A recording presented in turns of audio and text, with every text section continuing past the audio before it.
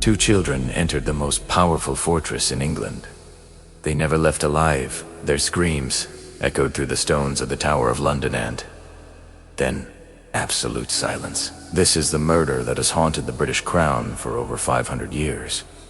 The dead do not rest, and the truth always finds a way to bleed through time. London, summer of 1483.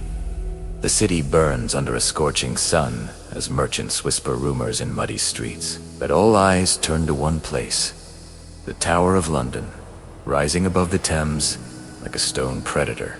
Within those impenetrable walls, protected by armed guards and iron gates, two royal princes are about to live their final days. No one will hear their cries for help. No one will save them from what's coming. Edward V. 12, years old, blonde hair, eyes still bright with childhood innocence. His brother Richard of Shrewsbury, years old, thin, terrified, clinging to his older brother as their world crumbles around them. Sons of King Edward IV, princes of royal blood, heirs to the crown of England. But in that cursed summer, being a prince didn't mean power. It meant being a target in the deadliest game ever played. It began with the sudden death of King Edward IV in April 1483. A mysterious fever. Some whisper poison. Others speak of excess food, drink, women. The king died fat, weak, leaving the throne to a 12-year-old boy in a kingdom shattered by the Wars of the Roses. Decades of civil war had transformed England into a killing field, and everyone knew the brutal truth. Whoever controlled young King Edward V would control the future of the nation. Enter Richard, Duke of Gloucester, brother of the dead king, uncle of the princes, a warrior hardened in bloody battles, angular face, cold eyes that had watched thousands die. Some called him loyal, honorable, a brilliant general. Others whispered he was ruthless, calculating, capable of anything for power. Richard was named protector of the realm, guardian of young Edward, until his coronation. But in the shadows of the court, while nobles conspired in dark corridors, Richard was planning something darker, something that would stain his name for eternity. May 1483. The princes are led into the Tower of London officially for protection during coronation preparations. Edward V rides through the streets waving to cheering crowds, still believing he'll be king, still trusting his uncle. The tower doors slam shut behind them with a metallic thunder that echoes like a death sentence. At first, there's hope they're seen at windows, practicing archery in gardens. But as June bleeds into July, something changes. The appearances become rare. Curtains stay drawn. A heavy silence descends like a funeral shroud.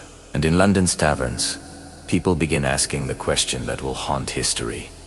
Where are the princes? Then comes the masterstroke. On June 25th, 1483, a compliant parliament declares King Edward IV's marriage invalid. His children are bastards illegitimate, without rights to the throne. It's too convenient, too obvious, but it's legal. 3 days later, Richard of Gloucester is crowned King Richard III. The princes, now worthless children without political value, vanish completely from history. No announcement, no explanation, no bodies, just silence. The tower's windows remain dark, curtains drawn like eyelids over dead eyes. Servants who work there begin to speak always in whispers, always looking over their shoulders. They tell of muffled screams at dawn, strange shadows moving in upper corridors, of one particular night when executioners entered the tower and didn't leave for hours. When they finally emerged, they carried something heavy wrapped in dark fabric, something that dripped. Rumors spread like plague through markets, churches, and castles. The princes were murdered, suffocated in their sleep, pillows pressed over their faces until they stopped struggling, poisoned with tainted wine, stabbed and thrown into the Thames, where fish devoured their royal flesh. Each version more brutal than the last, and every version points to the same man, King Richard III. But was he truly guilty? Or was he the perfect scapegoat? Richard never denied it, never confirmed it, never showed the boys alive to silence the whispers. His silence was deafening, louder than any confession. Supporters said a king doesn't respond to common gossip. Enemies saw guilt written in every silent day. But here's the terrifying truth. Other wolves were circling that royal carcass, and they all had blood on their hands. Henry Tudor exiled in France, a distant claimant watching England tear itself apart. In 1485, he landed with an army, promising justice for the murdered princes. At the Battle of Bosworth Field, Richard III died fighting the last English king to fall in combat, his crown rolling through bloody mud. Henry VII seized the throne. But here's what doesn't make sense. He never investigated the prince's murder, never searched for bodies, never interrogated witnesses. Why? Because perhaps he was the real killer. Think about it. Henry Tudor had everything to gain from dead princes. While Edward and Richard lived, they were always more legitimate heirs than him. Richard III was an enemy he could defeat in battle. But to live in York princes, an eternal threat. What if the boys were still alive when Richard died in 1485? Henry would have had motive and opportunity to eliminate them secretly, then blame the dead king. The perfect crime. But there's another suspect lurking in history's shadows.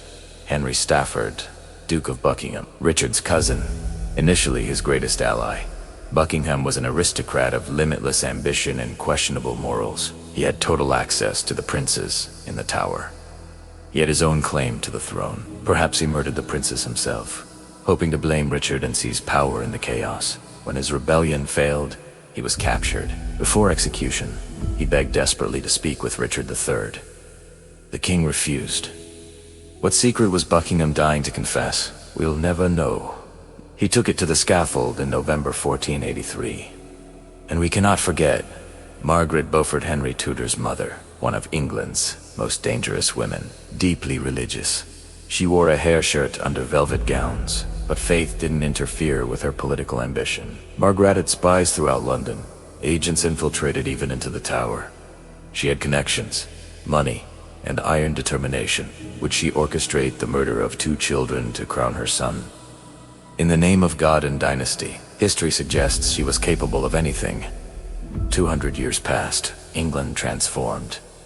The Tudors gave way to the Stuarts. Shakespeare wrote his play, turning Richard III into a hunchbacked monster. The Tower of London stood silent, guarding its darkest secret, until 1674, when workers renovating a staircase made a blood-chilling discovery. Buried beneath the steps, in a rotting wooden box, were the skeletons of 2 small children.